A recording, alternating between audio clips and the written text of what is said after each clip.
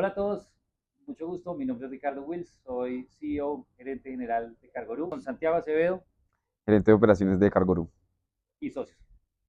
Bueno, Santi, hoy vamos a hablar para que nuestros clientes pues conozcan y podamos, digamos, explorar un poco el tema de OTM de zona franca. Yo he visto en muchos clientes que hay la inquietud de decir, yo para que haga un OTM, si esos son más costos, me toca hacer pues muchos más, digamos, trayectos y más cosas. Usted que es un experto en eso, cuéntele a los clientes por qué un OTM puede ser más eficiente en términos de costos. Ricardo, es una muy buena pregunta. Hay muchos clientes que nos dicen, no, pues que llevar mercancías a una franca me toca pagar almacenamiento, el transporte es más costoso, me toca, en muchos casos mi mercancía no requiere candado satelital, me toca ponerle un candado satelital al vehículo que hace el transporte desde el puerto hasta la zona franca y no necesariamente es más costoso y en este video les vamos a explicar por qué. Hay una razón muy importante y son los costos financieros que hay detrás de pagar impuestos de una mercancía que se nacionaliza en el lugar de arribo.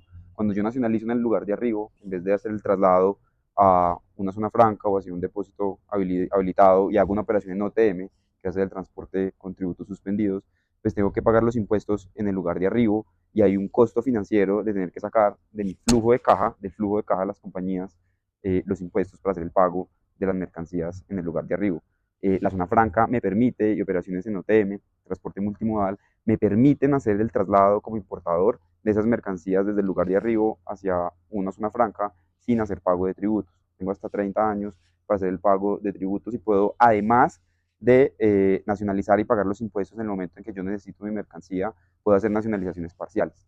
Oiga, Santi, y tal vez yéndonos un poquito más atrás. Entonces, OTM es realmente es un nombre sofisticado para el transporte que va desde un puerto hasta una zona franca determinada, en donde la mercancía va con tributo suspendido. Queriendo decir literalmente es que no se ha pagado, digamos, ni arancel ni IVA sobre esa mercancía y va a ser guardada en una zona franca por X tiempo lo que necesite el cliente. Eso es entonces lo que entendemos que es una operación de OTM que va directo a una zona franca y pues hablaríamos entonces que los beneficios realmente del OTM van muy en función de lo que es el beneficio de zona franca.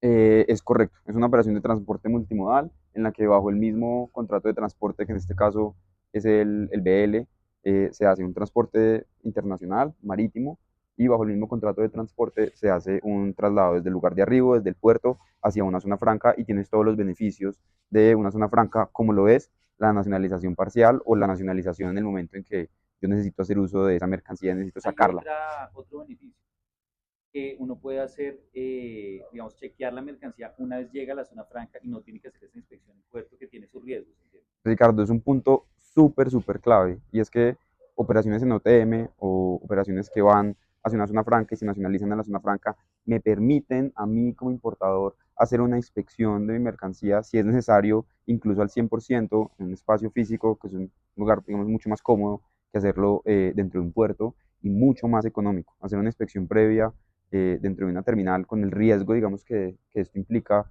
es costoso. Entonces, si yo estoy importando, imaginemos, algún producto que requiera alguna norma de etiquetado, por ejemplo, tengo toda la tranquilidad dentro de la zona ¿Qué son franca. normas, las normas de etiquetado, por ejemplo, que textiles, qué más se le ocurre?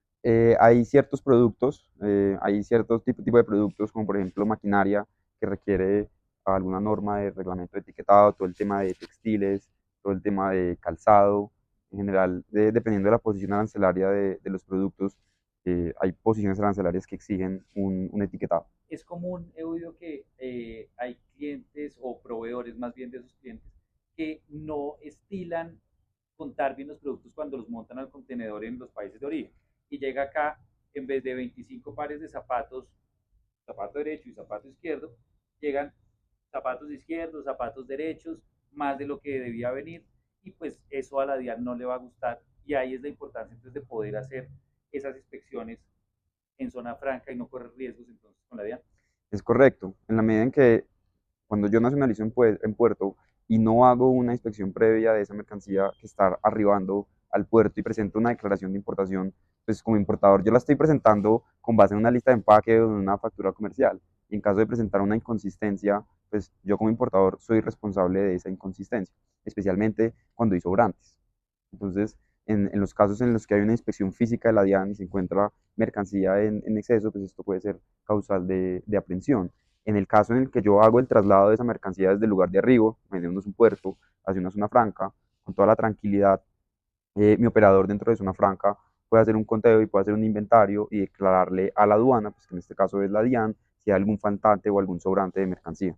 Hablemos ahora del tema del flujo de caja. Entonces, para el importador que trae un contenedor, sigamos en el mundo de los zapatos, espero estar usando un buen ejemplo, pero entonces traemos los zapatos y ese contenedor, cuando yo lo nacionalizo en puerto, tengo el mismo que pagar los aranceles y el IVA de nacionalizar esa mercancía. ¿Hay algún otro costo en puerto? Debes pagar los aranceles, el IVA asociado a la importación de ese producto en un 100%. Lo O debes sea, pagar, boom, de un tacazo. lo debes pagar en el momento en que presentas la declaración de importación en el lugar de arribo. Debes pagar el 100% de los impuestos. Y claro que hay otros costos asociados, como lo son los manejos portuarios. Que ese sí, independiente que me vaya a una zona franca, los tengo que pagar. Sí y no. ¿Por Ok. qué? Nosotros tenemos operaciones en Cargurú, que se hacen operaciones en OTM, operaciones de traslado a zonas francas, en donde, pues, dependiendo de la cantidad de días que ese contenedor esté en el lugar de arribo, hemos llegado a tener operaciones limpias donde los manejos portuarios no superan los 700.000 pesos por contenedor. Mientras que los manejos portuarios de una nacionalización en puerto, dependiendo. Entonces expliquemos eso un poquito más. Entonces, esos manejos portuarios, como la mercancía está en el puerto, allá hay movimiento, hay que mover el contenedor de aquí para allá, hay que abrirlo, hay que cerrarlo, y eso el puerto pues lo va a cobrar y el puerto tiene unas tarifas.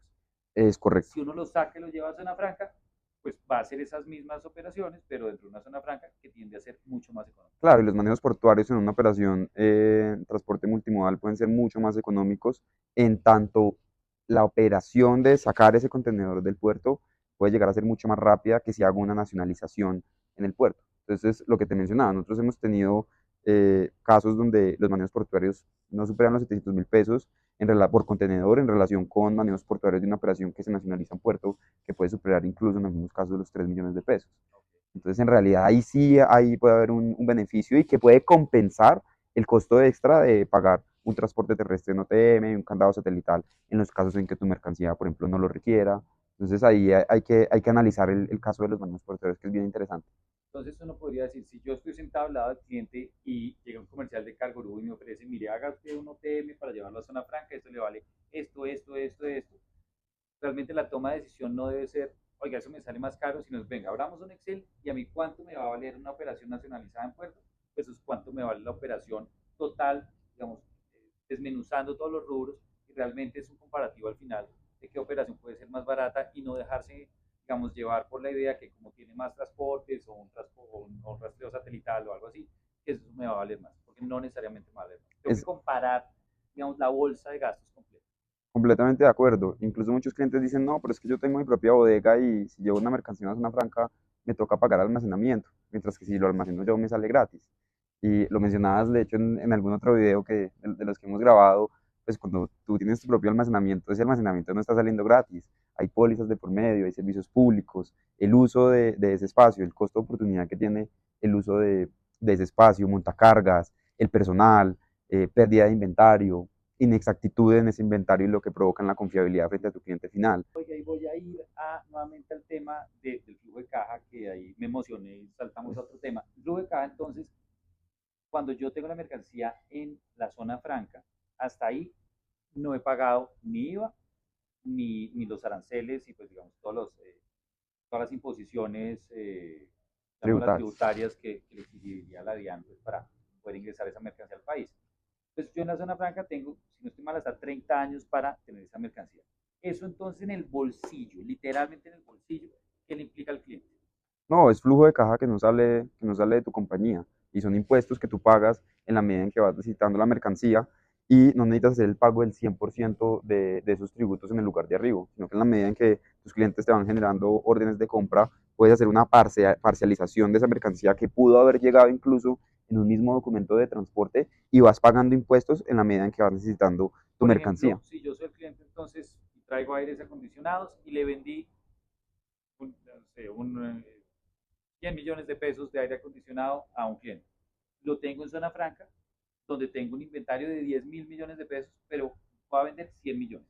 pago entonces los impuestos sobre esos 100 millones de aires acondicionados que voy a vender y que ya además lo tengo vendido y hasta de pronto ya tengo recaudo de esa plata, ahí es cuando pago. Es correcto. Si la nacionalizaba en puerto, sobre los 10 mil millones de inventario que traje, tenía que nacionalizar todo y eso pues lo que valía. Y tuviste que haber pagado impuestos a la tasa de referencia que la DIAN estaba aplicando esa semana, porque ese es el otro beneficio. Tú también puedes empezar a jugar con la tasa de cambio que se está aplicando para calcular el valor en aduanas para el pago de los impuestos. Entonces puedes tomar ventaja también dependiendo de la TRM y de la necesidad de tener mercancía en el territorio nacional, puedes ir tomando la decisión de nacionalizar o no nacionalizar ciertos productos. Incluso podrías nacionalizar, pero esa mercancía no necesariamente tiene que salir de zona franca. Tú dentro de zona franca puedes tener mercancía sin nacionalizar y mercancía nacionalizada.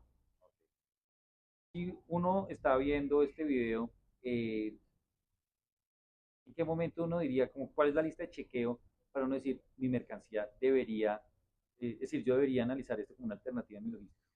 Es recomendable principalmente, pues uno, el tema de los impuestos se aplica para cualquier mercancía que pague impuestos.